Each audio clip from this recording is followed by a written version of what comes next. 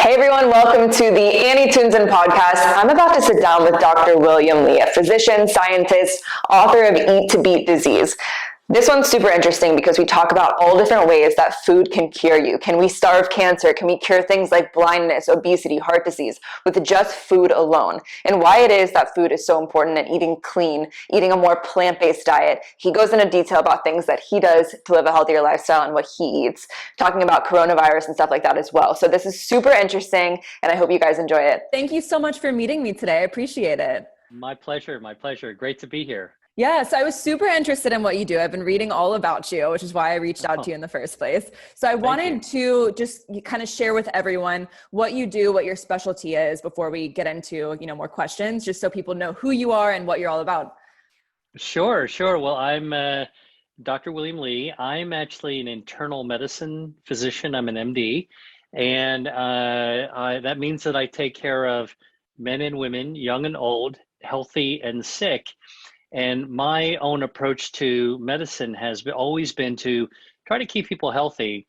And when people are sick, to try to restore them back to health. And so my philosophy has very much been circular in nature. Stay healthy. When you are off the path of health, how do we get you back onto that path so that you were never on this sort of like chronic illness kind of journey? I'm also a vascular biologist. I'm a researcher. So I have many years of experience in the laboratory doing experiments, which is really how science moves forward. So as a scientist, what I am always excited by is the idea that the knowledge that we have today really sets the stage for what we have yet to discover tomorrow. And so while a lot of conversations about health, food and health, for example, is all about, what superfood you should eat today and, what super supplement. What my research work allows me to do is to really ask questions, look at the data, and then try to figure out where do we go next? Like, what's the next important research? And I'm an author. I wrote the book Eat to Beat Disease, which was a New York Times bestseller. I also run a nonprofit organization called the Angiogenesis Foundation. So I wear a lot of hats. But my passion has always been about how do we actually stay healthy. Now, one additional thing that might be helpful for your viewers and listeners is that I started out my career looking at common denominators of health and disease. So most people who look at diseases, particularly doctors and also researchers, try to look at the specifics of a disease that make it unique, each disease unique from something else. So I would say it's an inch wide and a mile deep worth of research. And what I was really interested is in what are the common threads that make diseases more similar to each other than not. So for example, what does cancer, diabetes, heart disease, Alzheimer's, obesity, blindness, what do they all share?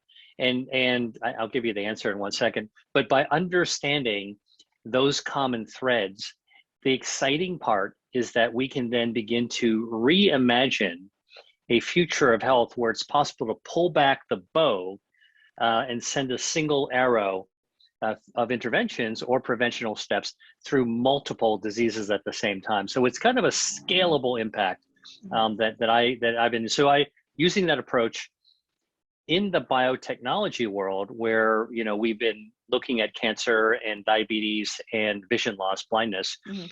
I've been involved with 41 new FDA-approved treatments for different diseases. So my street cred is really that I do understand how difficult it is to actually create new treatments for illness.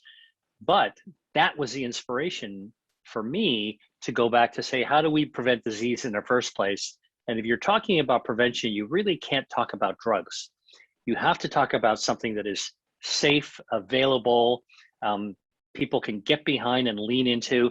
And that's where I got involved in food as medicine. I love that. And I think disease, people are more concerned about it now more than ever and just boosting their immune system. And I always kind of think very similar because I'm, very health focused as well as you can take these vitamins, you can go to the doctor, but what are you doing in between that time? How are you staying healthy? What are you eating? And that is super important to me. So just talking about immunity in general, what are some ways that we can kind of focus on building up our immune system and boosting it in the best way? Such a great question, such a timely question. But I would say it's a timeless question as well, because from the time that humans were, in our most prehistoric form, we were still very vulnerable to infections. And in fact, the average lifespan for humans was for a long time in the 30s, and 40 years old was considered to be ancient, really old, elderly. And so how far we've come since those days.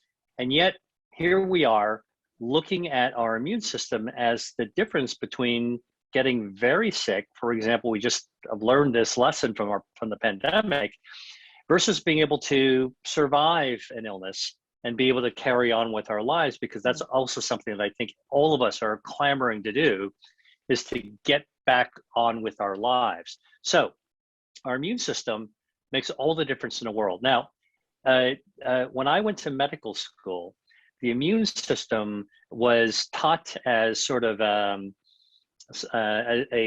health system in the box. It's in your bone marrow, it's in your lymph nodes, it's in the thymus gland, which is a little organ that babies have behind the breastbone, okay? And pretty much in the spleen, and pretty much that's your whole immune system. Well, now we've actually essentially torn out that chapter of the textbook, and it's being rewritten. We know our immune system, because what can we do? You're asking practically, what can we do? What we can do is based on our current knowledge. So we now know our immune system is like an army of super soldiers. Each of the parts of the immune system is like a soldier that specializes with its own weapon and really knows how to destroy invaders using its own skill set. And although there are many different types of super soldiers, they all collaborate together in the same army in defense of our body. Now, we can build certain soldiers which are at the front lines, meaning these are immune soldiers that line our mucous membranes. When we breathe in, you have the mucus lining. If it's a really dry room, you know how your nose gets really dry, it feels uncomfortable. You've dried out your immune system. You've dried out the thin layer of mucus that our immune system needs to be able to do combat effectively. Same thing in our mouth. We always think about mouth bacteria as not being very, like it's kind of like dirty in your mouth. But in fact, the mucus lining and even our saliva is filled with antibodies. And so, this is long before COVID ever became an issue. We were dependent upon our linings, our mucus linings. So, one additional lining is in our bladder. Inside our bladder, and women think about this all the time, right? You're going to have a UTI or your bladder infection. It's that lining of mucus around the bladder that has an immune defense property. So here's what we know. We know that if you actually eat foods like broccoli, and if you or broccoli sprouts, you can up the immune defenses in your mucous membranes, in your nose and in your mouth. Okay, and if you actually eat foods like blueberries, you can actually go deeper beyond the front lines to elevate the T cells, another kind of super soldier that actually will defend our body if there is a invasion of a bacteria or virus beyond the mucous membrane. You have to have another layer of defense. So blueberries can actually do that. So you're talking about broccoli sprouts. You're talking about blueberries. Now, interestingly, there's the old adage that almost every woman knows about, is the whole idea of cranberry juice and bladder infections. Right. I used to think of that as kind of an old wives' tale, but it's not. Actually, it's true. There's a polyphenol found in cranberries. These are elagitannins that cause the immune cells, the super soldiers, a special kind of super soldier called a delta gamma T cell, that actually lines the mucus of your bladder, and they can actually fight bladder infections. And so that's another food that can actually help jazz up the immune system. And then we've discovered that our immune system isn't just in our lymph nodes and in our bone marrow, but that our immune system, 70% of our immune system lives in our gut. So now you can imagine how important what we eat, the impact of that can have in our immune system, because there it is, right there in the neighborhood. That's so interesting. And going back to, more serious diseases like cancer, I actually have a friend who he said he cured his cancer just by food alone and cutting out, metals and, switching over to different deodorants and things like that. So how is this possible for someone that has such a severe, disease? How can that be cured by food alone? Right. Well, here's sort of like the jaw-dropping fact that most people don't know, which is that all of us, you and me, right here, right now, are forming microscopic cancers in our body. We're doing it all the time. Wow. Everybody's doing it all the time. And the reason, our body is made out of 40 trillion cells, and these cells are continuously dividing. And if they make a mistake when they're dividing, just one tiny little mistake, you can get a microscopic cancer. A mistake or two causes a microscopic cancer. Now, it's been studied how many mistakes are made every day in a typical healthy human being. 10,000 wow. DNA mistakes are made every day in a healthy person. So we wind up having a small number of microscopic cancers that are formed every day. Now, how come we're not all diagnosed with cancers all the time? Because microscopic cancers can't live forever. They don't have a blood supply. So they can't grow larger than about the tip of a ballpoint pen. And so they just sit there. And our immune system conducts surveillance. So think about a cop on a beat, driving a patrol car throughout our whole body, making sure that there aren't any bad guys. When they see a microscopic cancer that can't grow bigger because it doesn't have a blood supply, it is like a criminal loitering on the corner of a street. Our immune patrols spot that and basically take out that bad guy, all right? And so that's what's happening with a good, strong immune system all the time, which is why we don't get more cancer. The question isn't why do we get cancer? Why don't we get more cancers? Because our immune system's at work. Now, what we used to think in oncology, which is the field that treats cancer patients, okay? And I did a lot of, I'm a cancer researcher myself. We used to use chemotherapy as the primary weapon of choice. And that's because chemotherapy is kind of like a flamethrower. You blast, you destroy the bad guy in your path. Unfortunately, you also destroy good guys in your path too, right? The flamethrower is not selective. It just blazes its way through everything, which is why cancer treatments have historically been so difficult. However, what's really, really amazing and cool is that now we have targeted therapies, which are smart bombs that can really take out just the cancer cell or the blood vessels feeding cancers. And then the biggest advance that's occurred in the last 100 years of cancer research has arrived. And that is something called immunotherapy, where we don't give drugs that kill cancer cells. We give drugs that wake up our immune system.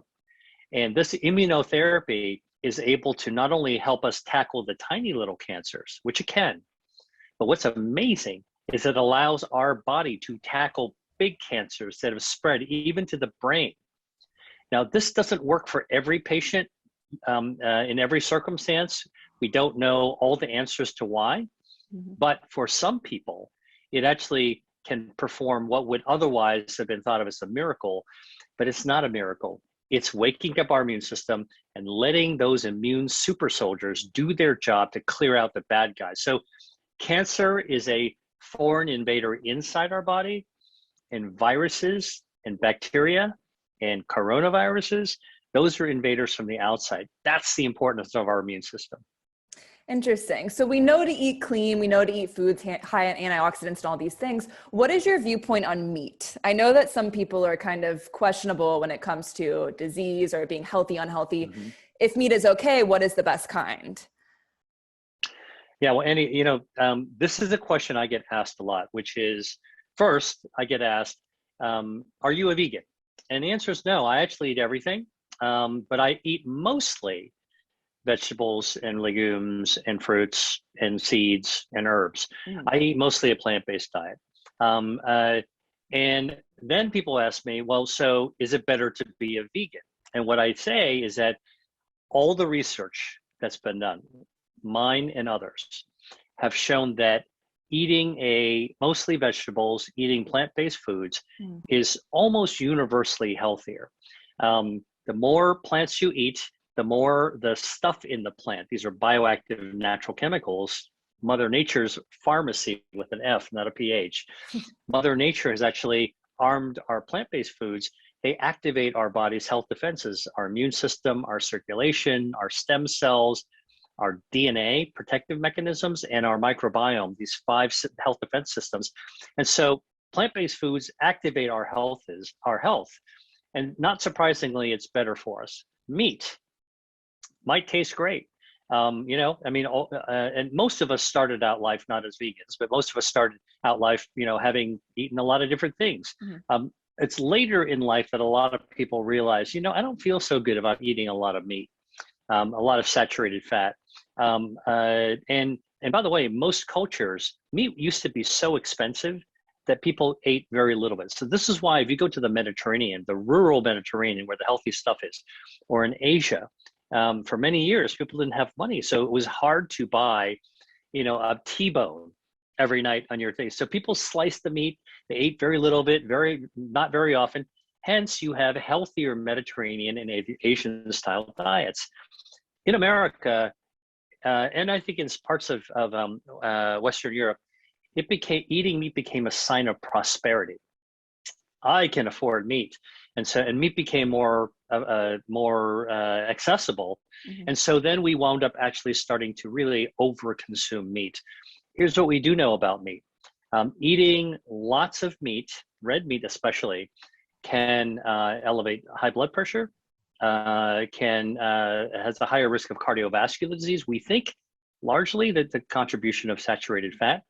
We know it changes our microbiome, the healthy gut bacteria. If you mostly eat meat and not so much plant-based fibers, the ecosystem in our gut, which is one of our defense systems, can't quite get on its feet.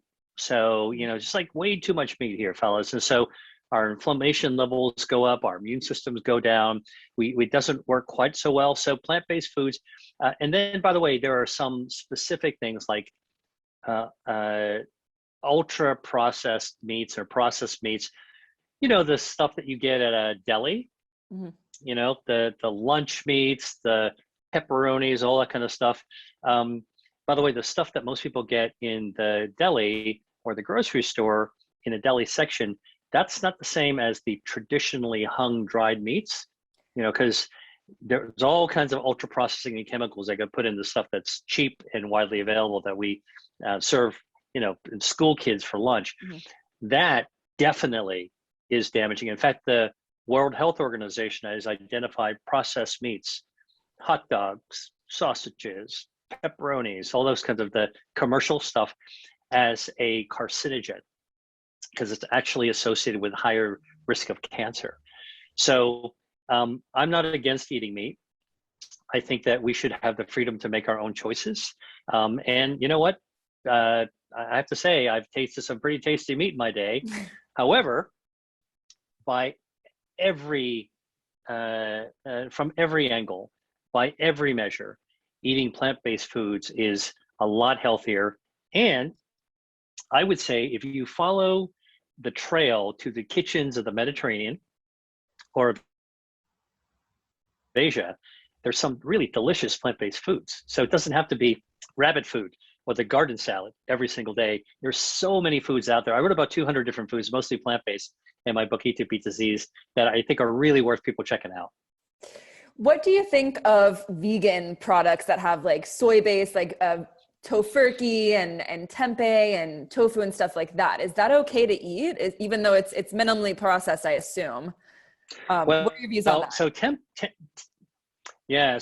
is actually a traditionally fermented version of tofu, of soy food. So I would would remove tempeh from that list. Mhm. But you're talking about, soy fillers and plant-based meats, Mhm. all those kinds of things that have lots of, if you look at the ingredients, there's a lot of plant-based stuff in there, but it's ultra processed. So Right. here's the other real truth behind plant-based foods. You can't be fooled just by the idea it's a plant-based food. Ideally, you want whole plant-based foods. It's always better if you can get it in a produce section of a grocery store, or maybe even in a dry goods section. It can be jarred, it can be canned, it can be even frozen. Frozen vegetables lock in a lot of these bioactives and polyphenols. They're really fresh. In fact, if you were to pick raspberries and have them frozen, flash frozen, the bioactives in there are probably more. There's probably more, and they're more active than a raspberry picked in Peru and then sent by an airplane over 2 weeks, then transported by bus or train over to a grocery store, in Wisconsin. So you know what I'm saying? So I think that, but all of that is fresh, whole plant-based foods.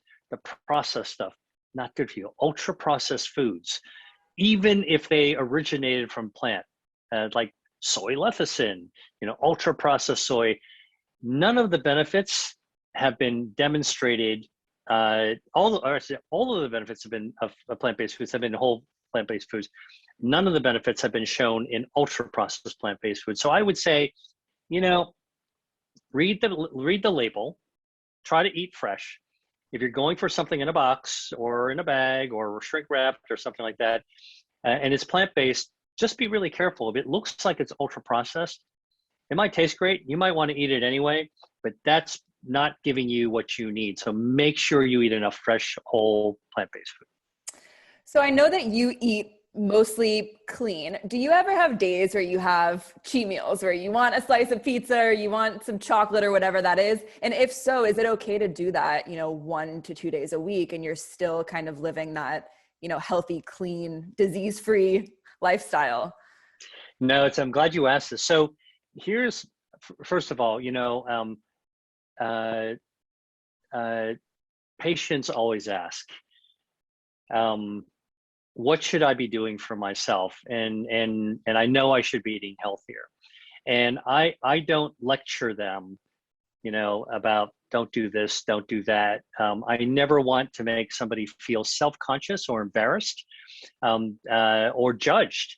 You're not a bad person if you eat things that aren't good for you. You maybe just haven't made the right decisions before, but there's always an opportunity to make the right decisions going forward. Now, I always tell patients that life is for the living. You got to enjoy your life. Every now and then, you got to have that piece of cake. If you really love a piece of pie, go for it, or a slice of pizza. So I think, first of all, it's very important to love your food and love your health at the same time. Life is not enjoyable if you have to always avoid things that you enjoy. Mm-hmm.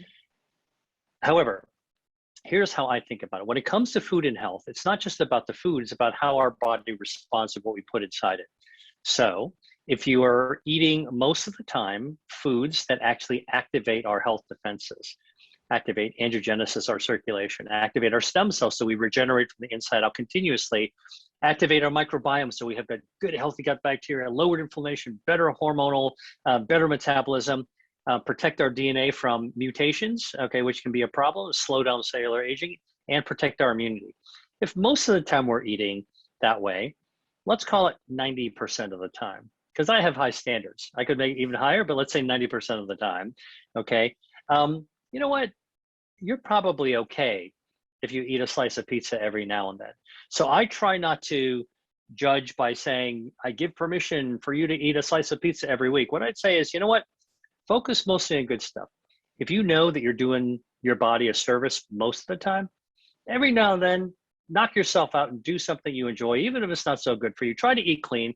But if there's just something, you go to the carnival and you remember when you were a kid and you just have to have that, whatever. Okay. Funnel cake.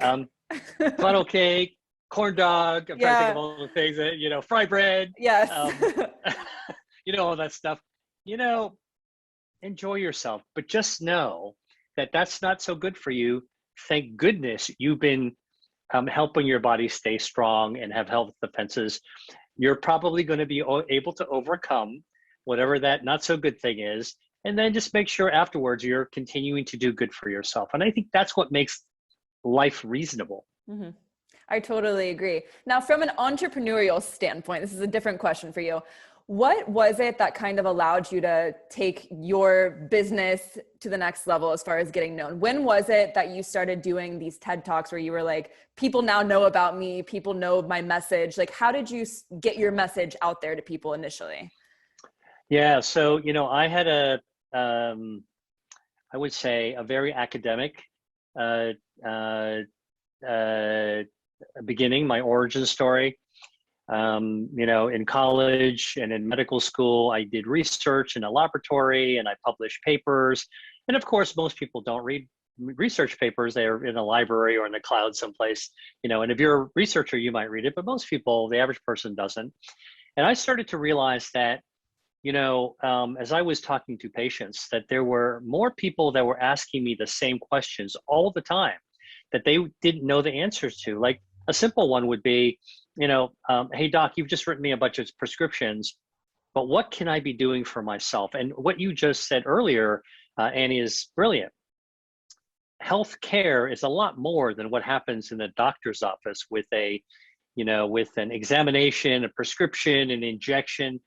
Healthcare is really what we do for ourselves between doctor's office visits. And so when patients used to always ask, what should I do for myself? I realized I was never taught that answer in medical school. The usual answers that doctors give you: exercise, eat better, don't get stressed out, try to get enough sleep. All right. Now the patients come back to say, okay, I know that. I know that from watching television. Okay. Give me the specifics. I want to know what I should eat. I want to know how much I should sleep.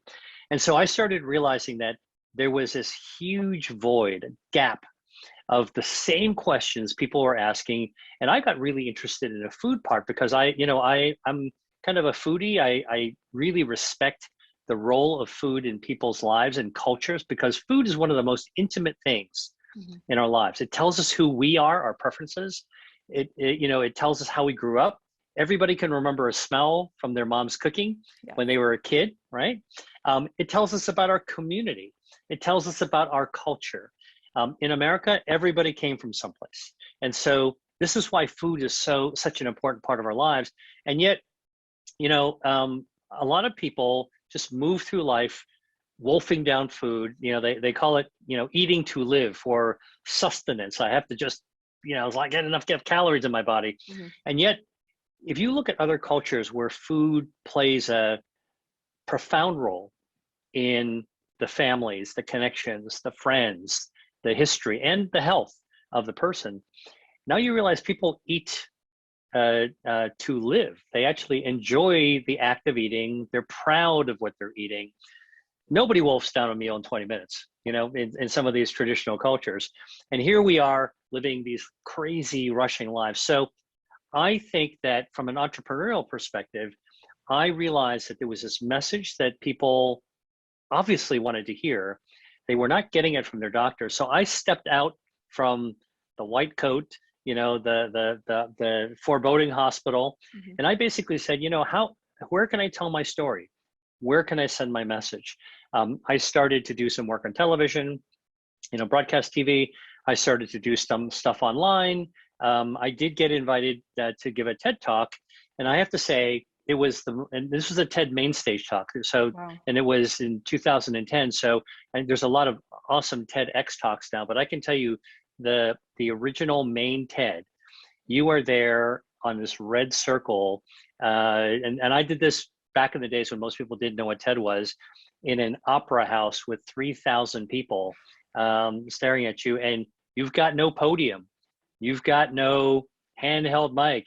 You got a little lapel, and you were there delivering your message. And so I think that my first big exposure was delivering the TED Talk, preparing it, and then taking every opportunity I have, whether it's one-on-one, whether it's with a group of people, whether it's with an audience of 1,000 people, or writing a book, or doing an online course. And by the way, I started something this year during the pandemic that I thought was really important. I felt that people needed to hear more about how to protect their immunity. And I started to do master classes. And these are free master classes. And I basically said, hey, every now and then, let me pop on and let people know that I want to talk about things they can do for their own body. And then I also created an online course for people who want to do the deep dive. And so as an entrepreneur, I started to look at the unmet need, the opportunity, try to figure out what are my unique strengths? What product do I have? What knowledge do I have? What's my secret sauce? And then how do you find the right channel to deliver that product? And I think that everybody has something like that they can bring to the table. I truly believe that too. And now you have a book out, which is amazing. So it's definitely led you in the right direction. It's super inspiring and motivating for sure. You have a ton of knowledge, and it's really cool to hear, where you came from and what you're doing now. So I appreciate you so much for sitting down with me. And where can they find you? Your social media, your website? Yeah. So anybody who wants to, get my newsletter, hear about my master classes, learn about the new research that's being done. I'll just share with you real quick a jaw-dropping fact. Okay. Recent research showed that actually if you eat omega-3 fatty acid foods, which can be plant-based or it could be from seafood, that people who eat regularly actually can gain 4.5 more years of their life, okay? Wow. Which is equivalent to the power of quitting smoking. That is crazy. Right? Isn't that crazy? Gosh, yeah. So that's the kind of stuff you want to come sign up to get my newsletter, yes, my master classes. Come to my website, Dr. William Li, drwilliamli.com, Dr. William Li, drwilliamli.com. You can follow me on social. I'm on Instagram, on Facebook, at Dr. William Li. Yeah, I'll go ahead and put it in the description. Awesome. Well, thank you so much. I appreciate it, and have an amazing rest of your day.